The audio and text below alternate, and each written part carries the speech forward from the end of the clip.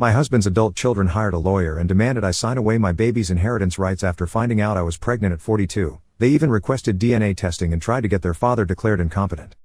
I'm 42F and my husband Julius is 65M. I never thought I'd be writing this post, but I need to get this out somewhere before I lose my mind.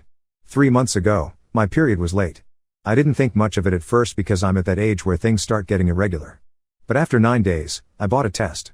The line showed up before I even set it down on the counter. I took 3 more tests that day. All positive. I need to explain something about our relationship. When Julius and I met, I was 22 and he was 45. He had just finalized his divorce and had 3 kids from that marriage, 2 daughters and a son, all adults or close to it at the time. On our 3rd date, he told me he was done having children. He said it clearly and firmly. He'd raised his kids, he was looking forward to a different phase of life, and he wanted to make sure I understood that before we got serious. I told him I wasn't sure I wanted kids anyway. And at 22, I really wasn't sure. I'd never been the type to coo over babies or play with dolls as a child. I liked my freedom. I liked sleeping in on weekends and traveling whenever we wanted. So I agreed. We built a life around that agreement. But somewhere around year 10, things shifted. His youngest daughter had a baby. Then his son had twins. My younger sister got pregnant with her first child. I watched everyone around me become parents and grandparents, and something started aching in my chest that I couldn't name or acknowledge because I'd made a promise. I never brought it up to Julius. What would be the point? We'd had an agreement for 2 decades. He was in his 60s. His kids were grown. He was talking about retirement and traveling and finally buying the boat he'd always wanted. Bringing up babies would have been cruel and pointless. So when I saw those positive tests, I sat on the bathroom floor for an hour. Then I made an appointment at a clinic for the following week. I didn't tell Julius. I figured I'd handle it quietly and move on with our lives. But I couldn't sleep that night. Or the next night. Or the night after that. Julius noticed. He always notices when something's wrong with me. He kept asking if I was okay, if something happened at work, if I was feeling sick. I kept saying I was fine, just tired. A week after I took those tests, my sister posted on Facebook. She was pregnant again. There was a photo of her positive test with little hearts drawn around it. Her first kid, my nephew, was only 2. The timing felt like the universe was mocking me. The next day at work, one of my coworkers mentioned she might be pregnant.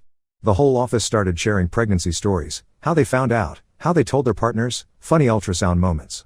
I excused myself and spent 20 minutes in the bathroom stall trying to breathe normally. That night, Julius found me staring at the wall in our bedroom. He sat down next to me and put his hand on my knee. He asked what was really going on.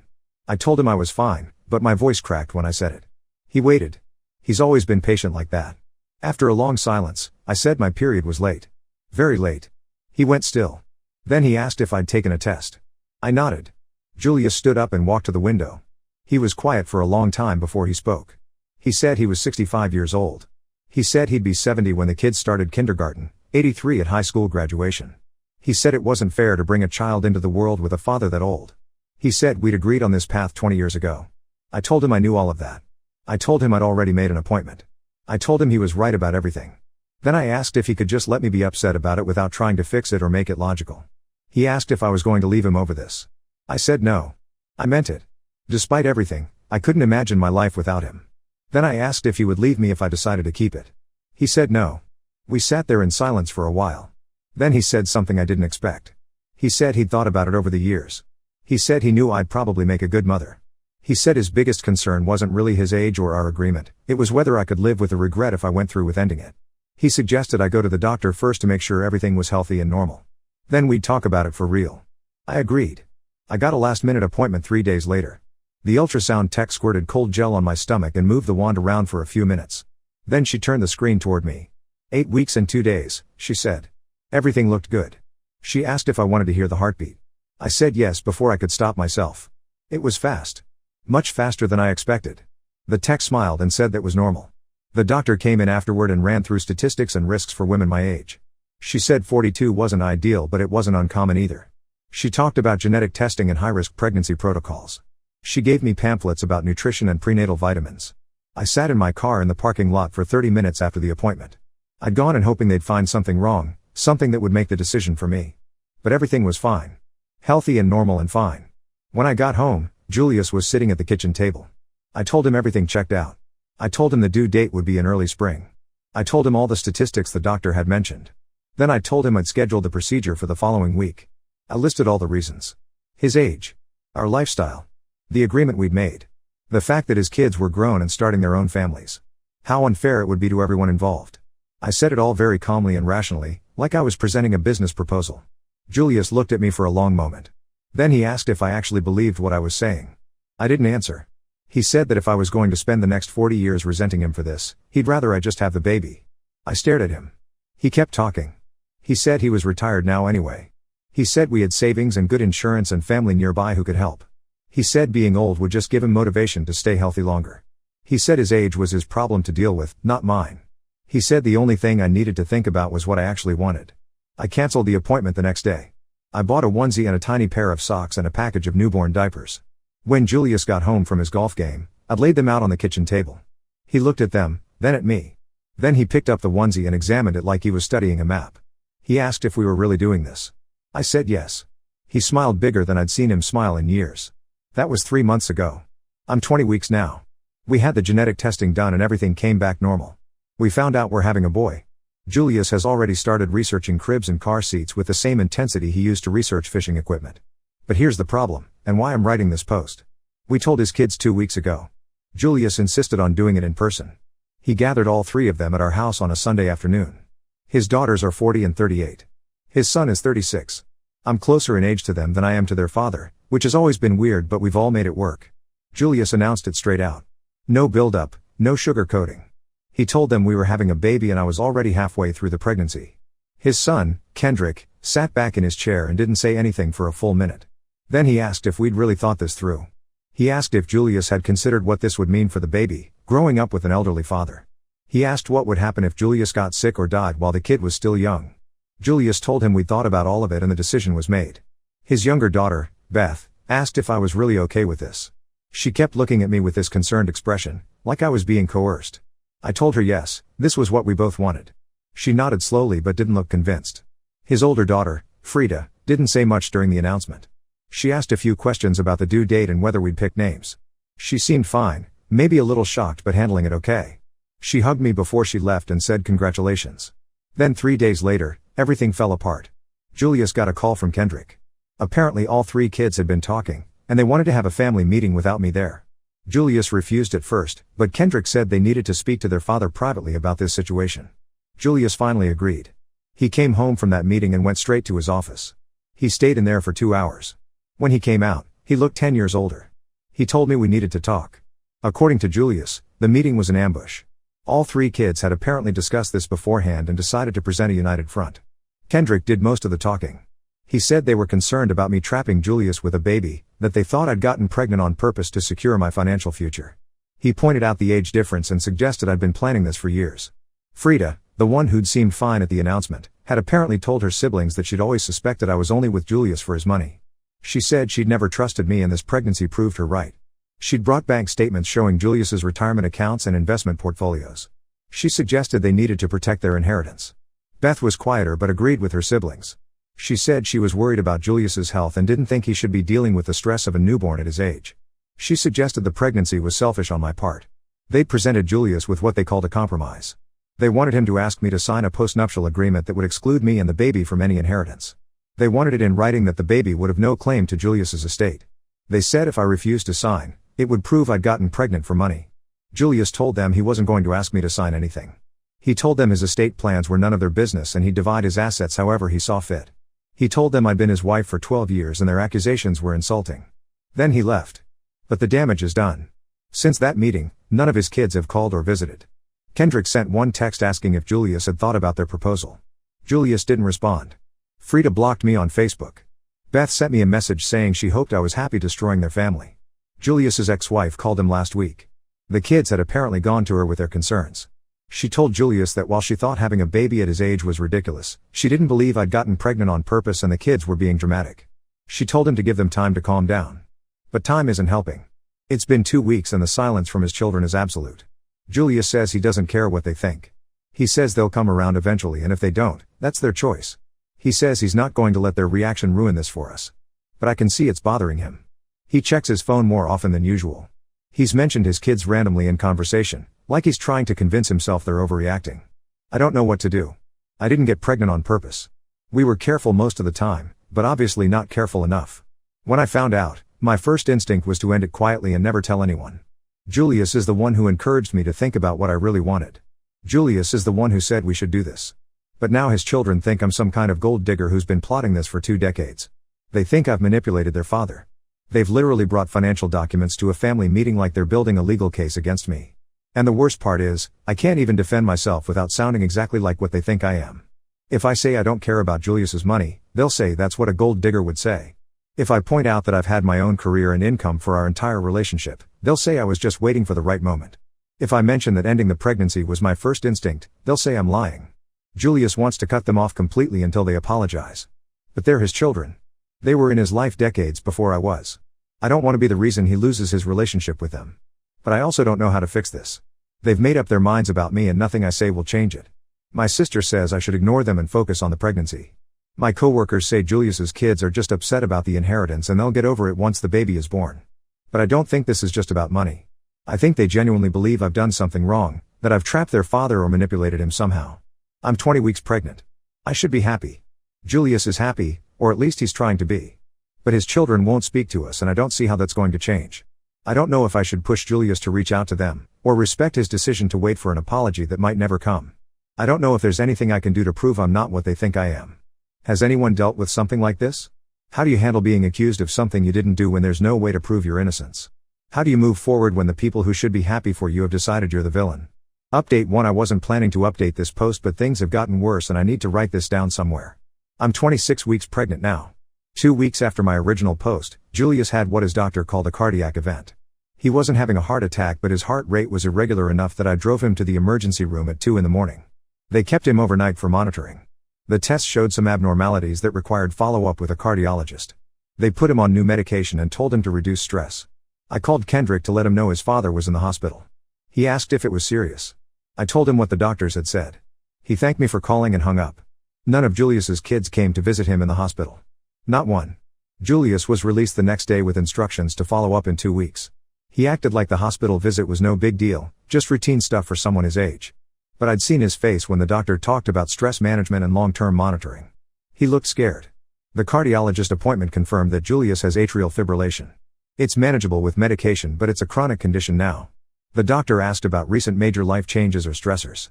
Julius didn't mention the pregnancy or the situation with his kids. He just said retirement had been an adjustment. I wanted to call his children again after that appointment, but Julius said no. He said they'd made their position clear and he wasn't going to beg them to care about his health. But here's where things get complicated. 3 weeks ago, I got a message on Facebook from Frida. She said she wanted to meet for coffee to talk, just the two of us. Against my better judgment, I agreed. We met at a coffee shop halfway between our houses. She was already there when I arrived, sitting at a corner table with 2 cups already ordered. She'd gotten me decaf, which felt like either consideration or condescension. I couldn't tell which. She started by saying she'd talked to her mother about the whole situation. Their mother, Julius's ex-wife, had apparently told Frida she was being ridiculous and needed to get over it.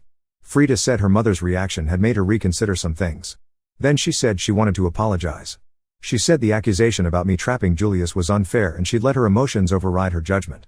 She said she was scared of losing her father and had projected that fear onto me as anger. She said she knew I'd been good to Julius over the years and she shouldn't have questioned my motives. It sounded sincere. I wanted to believe it was sincere. I told her I appreciated the apology and I understood the pregnancy had been a shock for everyone. I told her about Julius's hospital visit and his new diagnosis. She looked genuinely concerned when I mentioned his heart problems. Then she asked if we could start over. She asked if she could be involved with the baby. She said she'd already missed most of the pregnancy and she didn't want to miss everything. She asked about the nursery and whether we'd registered anywhere for baby items. She seemed interested and engaged in a way that felt real. We talked for over an hour. By the end, I felt like maybe things could actually get better. She hugged me when we left and said she'd talked to her brothers about backing off. She said family was too important to lose over stubbornness and pride. I went home and told Julius about the meeting. He listened to everything and nodded in the right places, but he didn't seem as relieved as I'd expected. He just said that was good and he hoped Frida meant what she'd said. 2 days later, Kendrick called Julius. He said Frida had talked to him and Beth, and they wanted to have another family meeting. This time they wanted me included. Kendrick said they owed me an apology and wanted to clear the air properly. Julius was skeptical but agreed. We met at Kendrick's house on a Saturday afternoon. All 3 of Julius's kids were there with their spouses. Beth had brought a gift bag with baby clothes inside. Kendrick shook my hand and said he was sorry for how things had gone before. They all seemed genuine and friendly. We spent 2 hours talking about the pregnancy, about names we were considering, About how Julius was adjusting to the idea of being a father again. It felt like a breakthrough. Like we'd gotten past the worst of it and could actually be a family. Julius was quiet during most of the visit, but he smiled a few times when his kids asked him questions about preparing for the baby. Then 4 days ago, I got an email.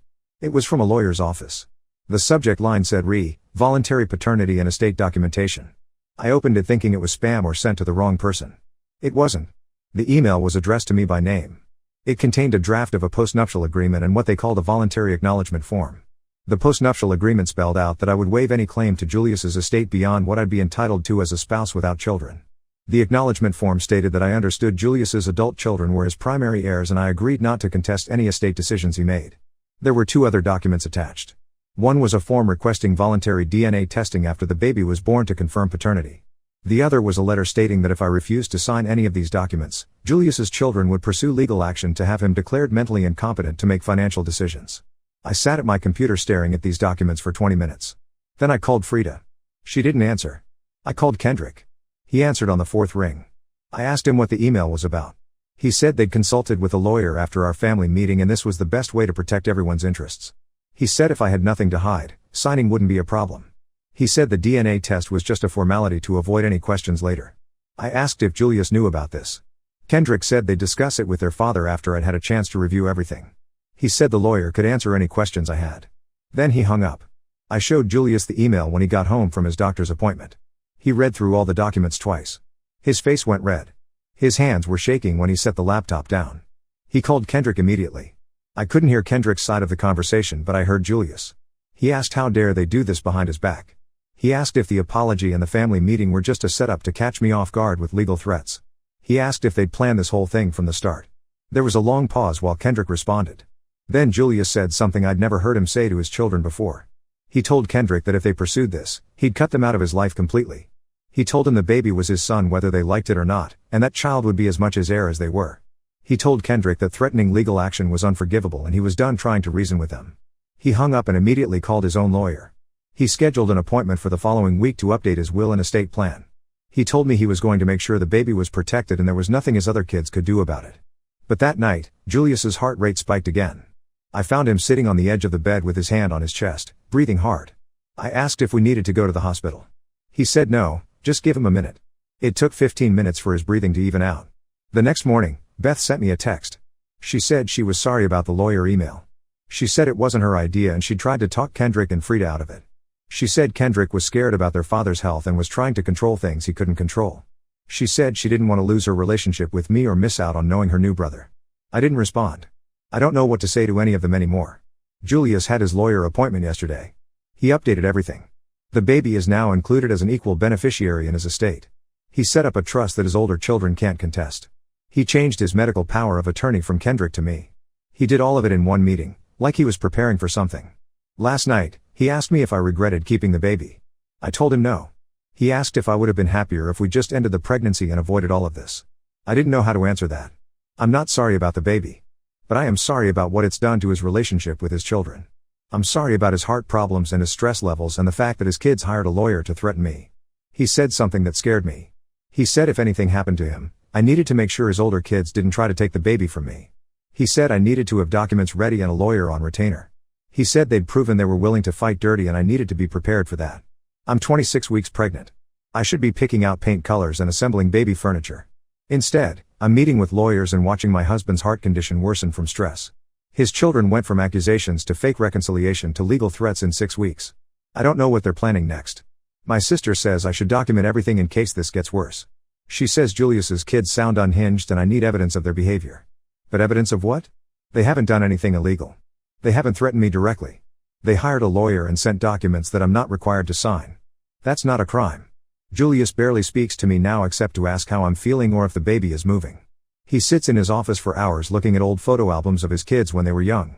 Sometimes I hear him on the phone with his ex-wife. I don't know what they talk about, but he always sounds tired afterward. I don't know how this ends.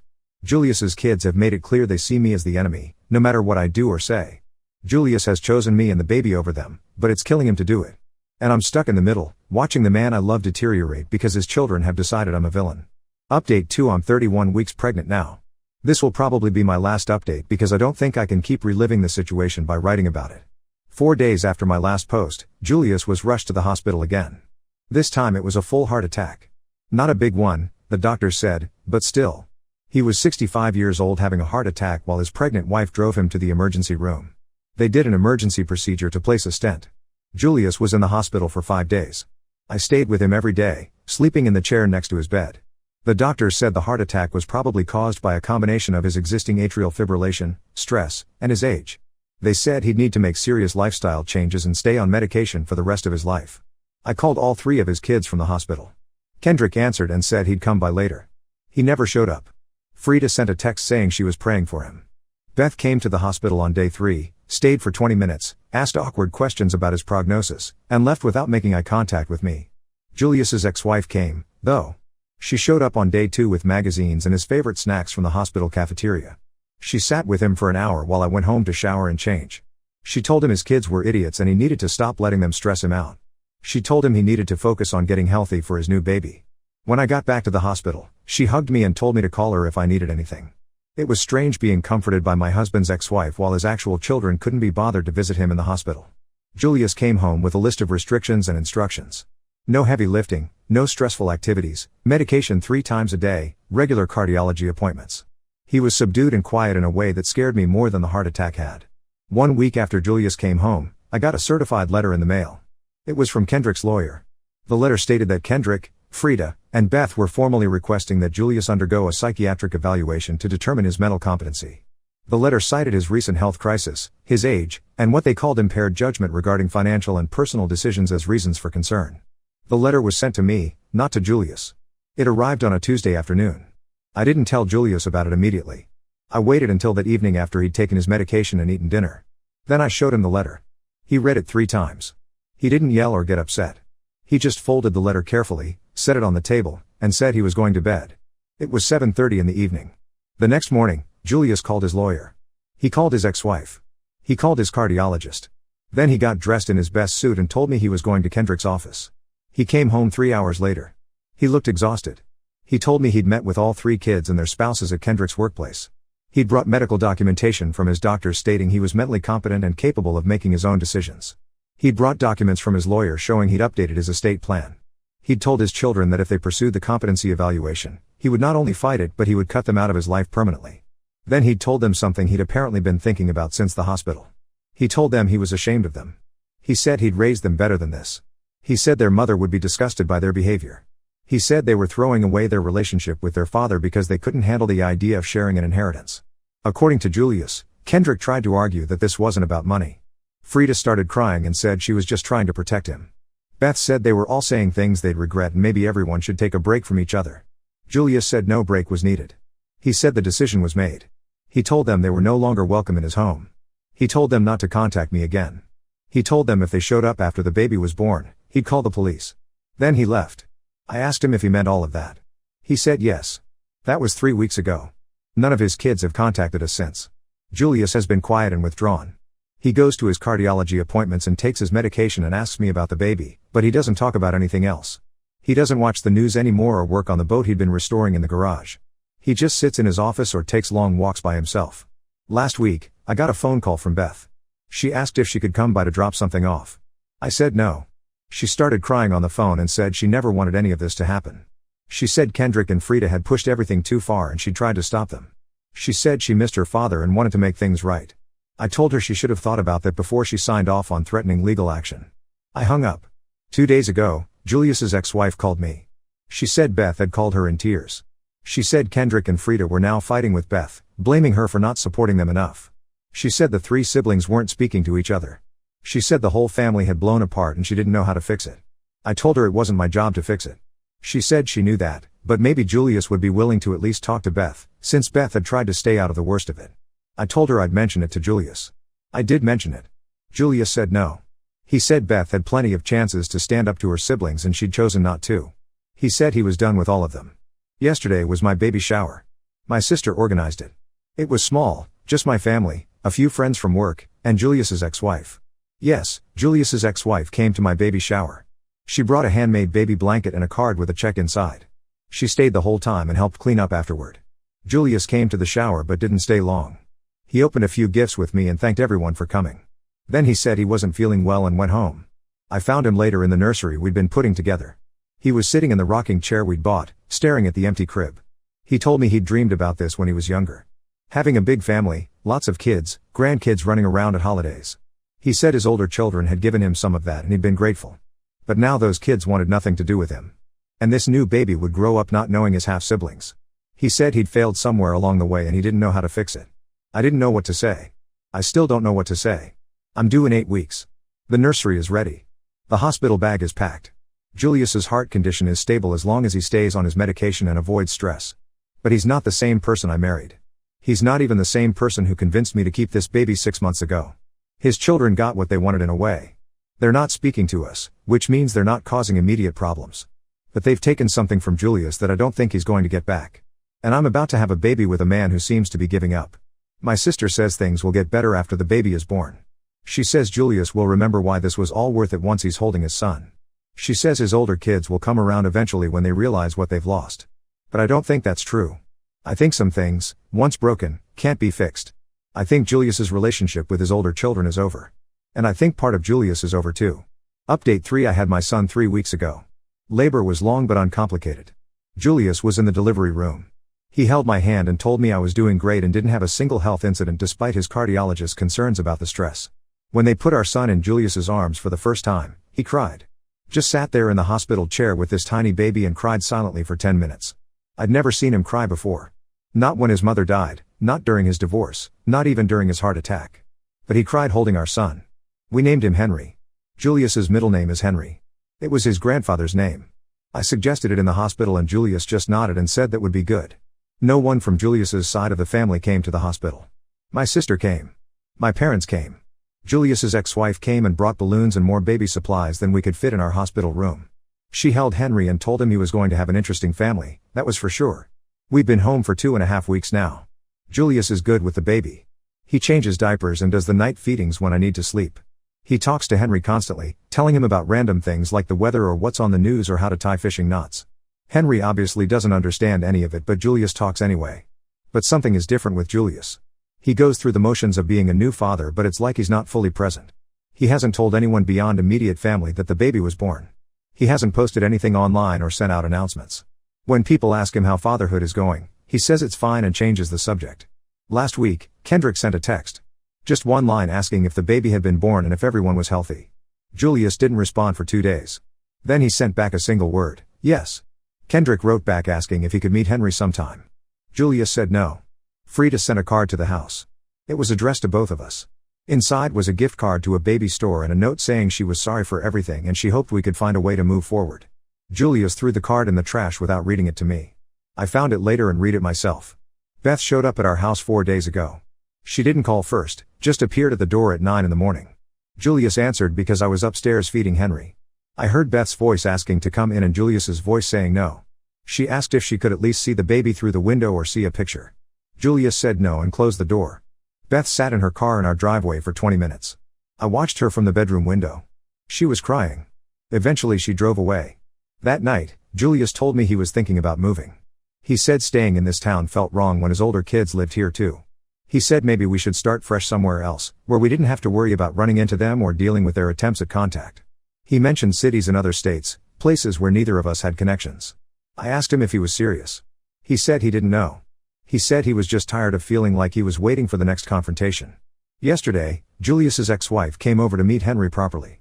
She held him and talked to him and took pictures on her phone. Before she left, she pulled Julius aside. They talked in the kitchen for a long time while I stayed in the living room with the baby. After she left, I asked Julius what they'd discussed. He said she'd told him his kids were miserable. Kendrick's wife had apparently threatened to leave him over the whole situation. Frida was in counseling. Beth had stopped talking to her siblings completely and was trying to reach out to Julius through their mother. His ex-wife had told him that his children had made terrible mistakes but they were destroying themselves over it. Julius said he'd told her that wasn't his problem anymore. He said he'd given his older kids every chance to be reasonable and they'd chosen this path. He said he wasn't going to let them back in just because they were finally facing consequences. His ex-wife had apparently said something that stuck with him though. She'd said that Henry deserved to know his siblings, even if Julius didn't want a relationship with them anymore. She'd said cutting off his older children meant cutting Henry off from them too, and that wasn't fair to an innocent baby. Julius asked me what I thought about that. I told him I didn't know. I told him his older children had made their feelings about Henry very clear before he was even born. They'd accused me of trapping Julius, demanded DNA tests, tried to have Julius declared incompetent. Those weren't the actions of people who wanted a relationship with their new brother. Julius nodded and said I was right. Then he went to his office and closed the door. I think that's what breaks my heart the most. Not the situation with his children, but watching Julius shut down piece by piece. He's present for Henry in all the practical ways, feeding, changing, holding, walking him around when he cries. But there's a distance there that wasn't present in those first moments in the hospital. My sister came over this morning to help with the baby so I could sleep. While she was here, Julius got a letter from a law firm.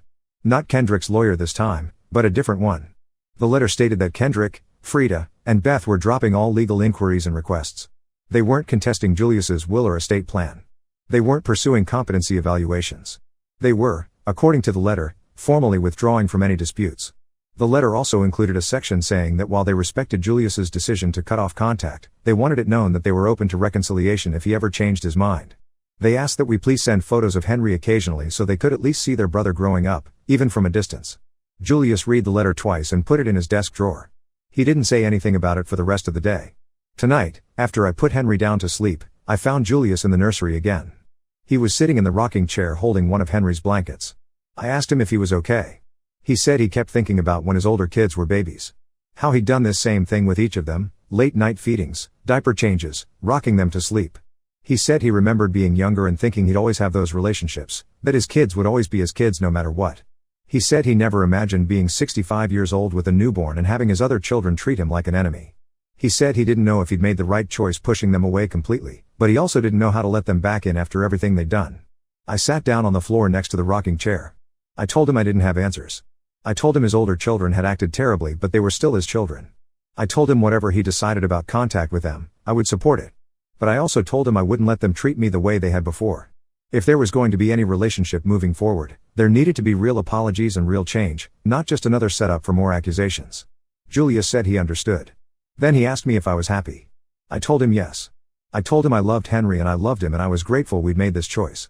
I told him I just wished it hadn't cost him so much. He didn't respond to that. He just sat there holding the baby blanket until I went to bed. I don't know what happens next.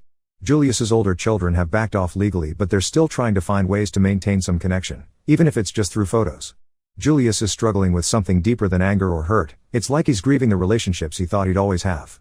Henry is 3 weeks old and perfect and sleeping through 2-hour stretches now, which feels like a miracle. My body is healing from the delivery. The house is full of baby supplies and late night feedings and that specific newborn smell. From the outside, everything probably looks fine.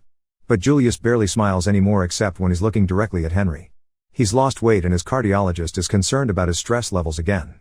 He takes his medication and goes through his days but there's something missing in him that I don't know how to fix. My sister says time will help. She says the newborn phase is hard on everyone and things will feel more manageable once we adjust. She says Julius's older children might actually change once enough time passes and they fully understand what they've lost. But I've stopped believing things will get better. I think this is what our life is now, me, Julius, and Henry, isolated from Julius's other family because of choices everyone made that can't be unmade. Julius chose me and the baby over his older children's demands. His older children chose money and control over their relationship with their father. I chose to keep this pregnancy even knowing it would cause problems. We all made our choices. Now we're living with them. I probably won't update again. There's nothing left to say that I haven't already said. Julius is alive and his heart is stable. Henry is healthy. We're functioning as a family. That's going to have to be enough. Now let's move to the next story.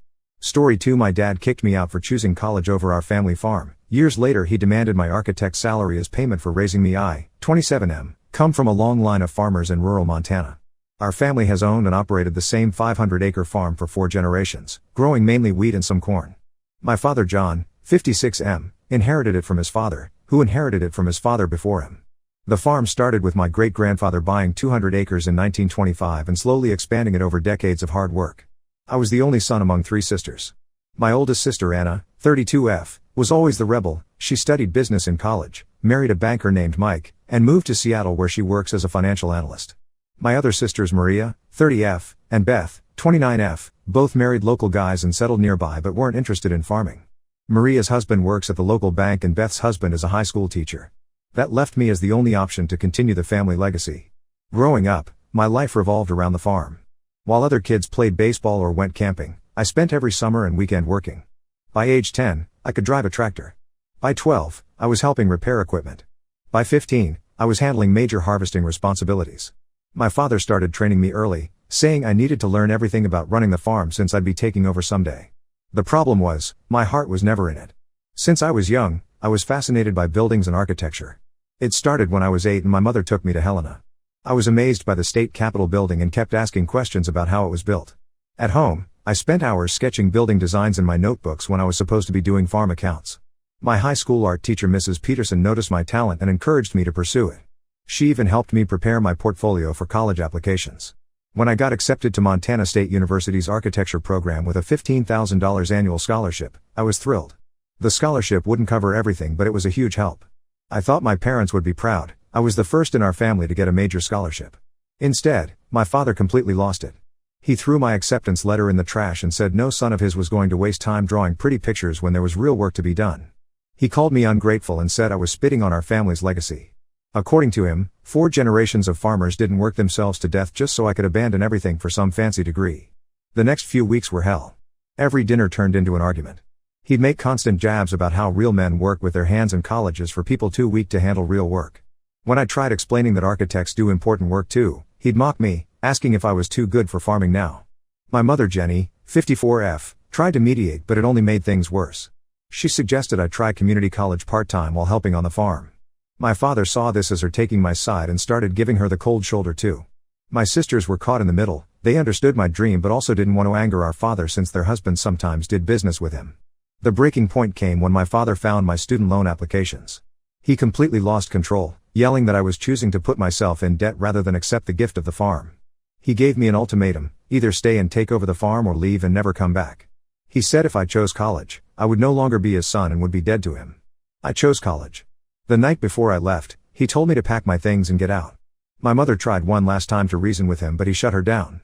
I still remember her crying as she secretly handed me $500 she'd saved up. My sisters hugged me goodbye when my father wasn't looking. College was brutal at first. The scholarship helped, but I still needed to cover living expenses and remaining tuition. I worked as a campus security guard from 11 p.m. to 7 a.m. 4 nights a week. Between shifts, I delivered pizzas and did drafting work for a small construction company. Some weeks I worked over 40 hours while taking a full course load. My first apartment was a tiny studio with a broken heater. Many nights I sat wrapped in blankets, eating ramen noodles while working on design projects until 2 a.m. But despite the hardship, I never regretted my choice. Architecture challenged and excited me in ways farming never did. I graduated in 5 years instead of 4 due to my work schedule, but I made it through. Got licensed after completing my required internship hours. Now I work at a respected firm in Bozeman, designing commercial buildings and high-end homes. I make good money, not rich but comfortable enough to afford a decent apartment and car. I'm engaged to Emma, 26F, an amazing woman I met in my 3rd year who supported me through the tough times. During these years, my contact with family was minimal. My mother and sisters would occasionally call or text, but they had to do it secretly since my father maintained his stance that I was dead to him. I missed countless family events, holiday dinners, my sister's baby showers, my nieces' and nephews' birthdays, because my father refused to have me in his house. It hurt deeply, but I learned to live with it. Then last week, out of nowhere, my sister Maria called saying our father wanted to meet. She said he'd been talking about wanting to mend fences. After discussing it with Emma, I agreed to meet him at a local diner, hoping maybe time had softened his stance. I couldn't have been more wrong. As soon as we sat down, he started listing everything he'd ever spent on me: food, clothes, school supplies, the truck he got me for my 16th birthday, which he took back when I left. Then he dropped the real reason for the meeting. He expected me to pay him back by giving him 30% of my monthly salary as repayment for my childhood expenses. I was completely shocked. After disowning me, calling me dead to him, and forcing me to miss years of family events, he now wanted to profit from the very career he tried to prevent me from having? I told him absolutely not and walked out. Now he's telling everyone that I owe him for raising me and that I'm an ungrateful son who abandoned the family farm for selfish reasons. My mother called saying I should consider giving him some money to keep peace in the family. My sisters are divided. Anna thinks he's being ridiculous, but Maria and Beth think I'm being too harsh and should help the family. Emma is furious and wants me to cut contact completely. I feel torn. Should I stand my ground or try to compromise? Am I wrong for refusing to help the family that raised me, even if they turn their backs on me? Any advice would be appreciated. Update 1: Things have gotten much worse since my last post. The situation has snowballed into something I never expected. After I refused my father's demand for money, he started a smear campaign against me in our farming community. Since everyone knows everyone in our small town, his lies spread like wildfire. He told everyone that I selfishly abandoned the family farm for a cushy city job, leaving him without help in his old age. According to him, I was too lazy to handle real farm work and chose an easy life drawing pictures in an air-conditioned office. He conveniently left out the part where he kicked me out and disowned me. What really got to me was discovering that he'd been telling people I stole money from the farm before leaving for college. Last weekend, when I went to our local hardware store where I've been shopping since I was a kid, the owner Bob, who's known me my whole life, confronted me about it. Apparently, my father told him I took $20,000 from the farm's emergency fund to pay for my first year of college. This is completely false. I worked multiple jobs and took loans to pay for college. The only money I had was the $500 my mother secretly gave me. The accusation hurt more because my father knows exactly how I struggled through college. He knows I worked night shifts as a security guard and lived on ramen noodles. He knows I nearly dropped out twice because I couldn't afford textbooks. Yet he's painting me as someone who stole from the family. The rumor spread quickly in our community. People I grew up with started avoiding me at the grocery store. Some local businesses where I still shop when visiting home began treating me differently. Old family friends who used to invite me to their barbecues now act like they don't know me. It's like being ostracized from my hometown all over again. My mother finally broke down and admitted some disturbing things. My father has been painting me as the villain for years, telling everyone I betrayed the family's legacy for my own greed. He told relatives that I laughed in his face when he asked me to stay on the farm, and that I said farming was beneath me. None of this ever happened. The most interesting information came from my sister Maria. She initially sided with my father about the money, but something seemed off to her. Last Sunday during family dinner, she overheard him talking to my mother in the kitchen. He didn't know Maria was nearby, and he revealed his real motivation for wanting my money. Apparently, the farm has been struggling financially for the past few years. Poor crop yields due to drought, rising equipment costs, and increasing competition from larger corporate farms have hit them hard. He saw my architect's salary as an easy solution to his financial problems. He thought since I was living luxury in the city, I could afford to help the family farm. What hurt most was learning that my mother knew about his financial motives all along. She didn't tell me because she was afraid of angering him. She's been enabling his behavior, hoping I would give in and help with money. When I confronted her about this, she broke down crying and said she didn't know what else to do. She admitted that my father's been getting more desperate about money lately. Things got even uglier when my father escalated his demands. Through my sister Beth, he sent me a message threatening to contest my grandfather's will. My grandfather left each grandchild a small inheritance in a trust that matures when we turn 30. My father claims I forfeited my inheritance rights by leaving the farm. He's trying to pressure me through other relatives, telling them I'm letting the family farm die while living a luxurious life in the city. Emma has been my rock through all this, but even she's affected now. She suggested we postpone our wedding until this situation is resolved. We were planning to get married this fall, but she's worried about my family causing drama at the ceremony or trying to use it as leverage. I agreed to postpone, even though it breaks my heart that my father's actions are now affecting my future wife and our plans. I'm standing firm on my decision not to give him money, but the emotional toll is heavy. It's one thing to be disowned by your father, but seeing him actively try to destroy my reputation and relationships is devastating. The fact that he's willing to spread lies about his own son just to pressure me into giving him money shows how far he's fallen. Some extended family members have started reaching out, asking me to be the bigger person and help my father. They say I should remember everything he did for me growing up. But none of them were there when he kicked me out. None of them helped me when I was working multiple jobs to survive through college. It's easy for them to judge when they didn't experience his rejection. My sister Anna is the only one fully supporting my decision. She remembers how he treated her when she chose to move to Seattle, though she didn't get it as bad as me since she was already financially independent when she left. She's been helping me deal with the emotional impact and reminding me that I don't owe him anything. I never wanted things to get this messy. All I wanted was to follow my dreams and become an architect. Now I'm watching my father destroy what's left of our family relationships over money. The worst part is knowing that the father who taught me about honesty and hard work is now spreading lies about me for financial gain. Update 2: The truth finally came out, and it's far worse than anyone imagined. After my last update, my sister Anna noticed some inconsistencies in my father's stories about the farm's financial troubles. Being a financial analyst, she found it strange that a farm our size would be struggling so severely despite good crop prices last season. She hired a private investigator to look into the farm's finances, something I initially thought was excessive, but now I'm grateful she did. What we discovered shook our entire family to the core. My father had actually sold off 100 acres of the farm 3 years ago to cover gambling debts. He kept this secret from everyone, including my mother. The land was sold to Ridge Creek Development, a company planning to build a suburban housing complex. The sale was done quietly through a series of shell transactions to hide it from the family. This explains his desperate need for my money. He's been trying to buy back the land before anyone discovers what he did. The investigation revealed more. He had been gambling at a casino in Great Falls for years, using farm profits to cover his losses. When that wasn't enough, he started taking loans against the farm equipment. Finally, when the debts became too much, he sold the land. He saw my architecture career as a way to fix his mistakes without anyone knowing the truth. When Maria found the documents and confronted him, my father broke down and admitted everything. He started gambling shortly after I left for college, using it as a way to deal with his anger and frustration. What began as weekend poker games escalated into serious gambling. He convinced himself he could win back whatever he lost, but the debts kept piling up. My mother is devastated. She had no idea about the gambling or land sale. All the documents were in my father's name since he never added her to the farm's ownership after they married. She discovered that the business trips he claimed to be taking to buy equipment were actually gambling sprees at the casino. Maria and Beth finally understand why I've been refusing to give him money. They apologized for pressuring me, realizing now that any money I gave would likely go to gambling rather than saving the farm. The community that was judging me is now learning the truth about who really betrayed the family legacy. The most ironic part? Those 100 acres he sold were the original land my great-grandfather bought in 1925. The core of our family farm, the part that started it all, will soon be a housing development because of his gambling addiction. My father is still trying to justify his actions. He claims he did it all to save the farm, that he was just trying to make enough money to modernize our equipment and compete with bigger farms. When that excuse didn't work, he started making threats. He's now threatening to reveal personal information about me from my teenage years if I don't help him financially. The threats are pure manipulation, but they show how desperate he's become. He even tried to get my fiancée Emma's parents involved, telling them their daughter was marrying into a family of oath breakers who abandoned their obligations.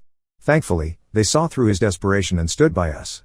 The bank is now reviewing all the farm's loans and threatening to foreclose on the remaining land. My father's attempts to hide his gambling debts through creative accounting have caught up with him.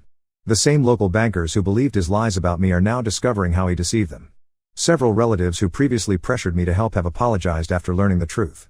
They now understand that my father's request for my salary wasn't about saving the family farm, it was about funding his gambling habit. Some of them shared similar stories about money he'd borrowed from them and never repaid. I feel validated but also deeply sad.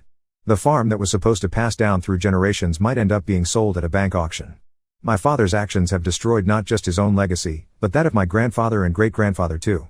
The worst part is realizing that all his anger toward me, all those years of making me feel guilty for leaving, were just projections of his own guilt over gambling away the farm's future. Update 3 After extensive family discussions and personal reflection, I've made the difficult but necessary decision to go no contact with my father. His recent attempts at manipulation and blackmail made this decision easier than I expected. I've blocked his number, removed him from my social media, and instructed my firm not to accept any communications from him. The situation at home has completely unraveled. My mother finally gathered the courage to leave him after discovering even more gambling debts hidden in a separate bank account. She found out he had taken out a second mortgage on their house without her knowledge. She's currently staying with Anna in Seattle and has contacted a divorce lawyer. My mother's apology was heartbreaking. Through tears, she admitted that she failed me as a parent by not standing up to my father when he kicked me out. She said she was too afraid of him even then, seeing signs of his volatile behavior but choosing to ignore them. We're slowly rebuilding our relationship, though I know it will take time to heal completely. Maria and Beth have also made decisive moves. They're working with a lawyer to sell their shares of the remaining farmland. Neither wants anything to do with my father's mess anymore. Beth's husband helped them understand that keeping any connection to the farm would mean staying tied to my father's gambling problems. The farm situation is grim. The bank is proceeding with foreclosure on the remaining land. Several equipment suppliers have also filed liens for unpaid bills. My father's gambling debts turned out to be much larger than initially discovered, close to $400,000 spread across multiple casinos and private lenders. The community's reaction has shifted dramatically. Many who initially shunned me have reached out to apologize. Bob from the hardware store even wrote a letter expressing his regret for believing my father's lies. The local church group that once criticized me for abandoning the farm now brings meals to my mother. My father's response to losing control has been predictable. He's still trying to contact me through different numbers and mutual acquaintances. Last week, he even showed up at my office, causing such a scene that security had to escort him out. His latest tactic is telling people he's sick and needs money for medical treatment, another lie we quickly disproved. Emma and I have rescheduled our wedding for spring. We're having a small ceremony in Bozeman with just close friends and supportive family members. My father won't be invited, and we've hired security to ensure he doesn't try to disrupt the event. While it hurts to plan a wedding without my father present, it's better than having someone there who sees me only as a source of money. I'm focusing now on building my own future. My firm is considering me for a junior partner position, and Emma and I are looking at houses. I've started mentoring architecture students at my old university, finding healing in helping others pursue their dreams despite obstacles. Looking back, I realized that choosing education over the farm wasn't just about career preference, it was about breaking free from a toxic family dynamic. The farm that was supposed to be our family's legacy will likely be sold to pay off debts, but maybe that's for the best. 4 generations of tradition ended not because I chose architecture, but because my father chose gambling over family. I'll always carry the pain of how things ended, but I'm no longer questioning my decisions. Sometimes walking away is the only solution, even from family. Some traditions aren't worth preserving at the cost of your dreams, self-respect, and mental health. I want to thank everyone who supported me through this journey. Your advice and encouragement helped me stand firm when I doubted myself. While this isn't the happy ending I once hoped for, it's the right ending for me.